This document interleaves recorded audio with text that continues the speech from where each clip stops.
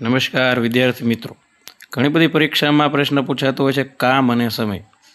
જો એક નામના વ્યક્તિને એક કામ કરતાં 10 દિવસ લાગે છે, બ નામના વ્યક્તિને 15 દિવસ લાગે છે, તો બંને એકસાથે કામ કરે તો કેટલા દિવસમાં પતાવશે? મિત્રો, સૌપ્રથમ તમારે શું કરવાનું, જે એના દિવસો આપ્યો એનો લસા ગોતવાનો. લસા માટે ફરીથી એકવાર આપણે વિડીયો બનાવશું. ત્યાં સુધી આપણે શોર્ટમાં કહીએ છીએ 10 અને 15નો લસા મિત્રો થાય 30. 10 અને 15નો ઘડિયો તમે હું શોર્ટમાં કહું છું, પછી અવયવનું સમજાવું કે 10નો ઘડિયો બોલો, 10 એકા 10, 10 દુ 20, 10 તેરી 30, બરાબર. અને 15 દુ 30. તો ઘડિયો જે પહેલી વખત મળે ને મિત્રો, એને લસા કહેવાય. અને બીજું અવયવ પાડો, 2 પંચા અને 3 પંચા. તો બેમાં અવયવ કોણ છે? પાંચડો.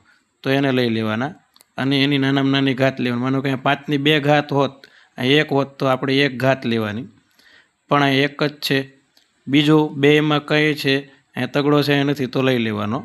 પછી અહીંયા બગડો છે, એ નથી તો પણ એ લેવાનો. તો અહીંયા 2, 3, 5 એટલે કે 2 તેરી 6 પંચા 30. હવે અની કાર્યક્ષમતા ગોતો. તો કે વિદ્યાર્થી મિત્રો, કાર્યક્ષમતા એટલે કુલ જે લસા આવે એને ભાગ્યાના દિવસ એટલે 3 એકમ કામ પ્રતિ દિવસ.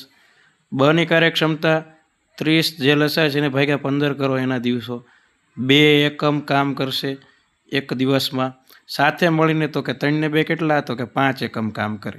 વિદ્યાર્થી મિત્રો, સરળ સૂત્ર છે કે કુલ દિવસો હોય ને, કુલ દિવસો ગોતવો હોય તો કુલ કામ ભાગ્યા ભેગી ક્ષમતા ગોતવાની.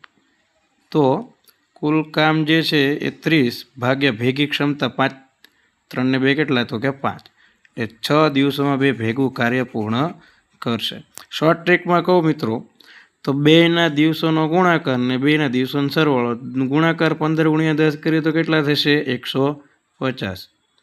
10 ને 15 કેટલા? તો કે 25. 25 ગુણ્યા 6 કરીએ તો 25 × 150. તો આ તો મિત્રો કાર્ય અને દિવસ.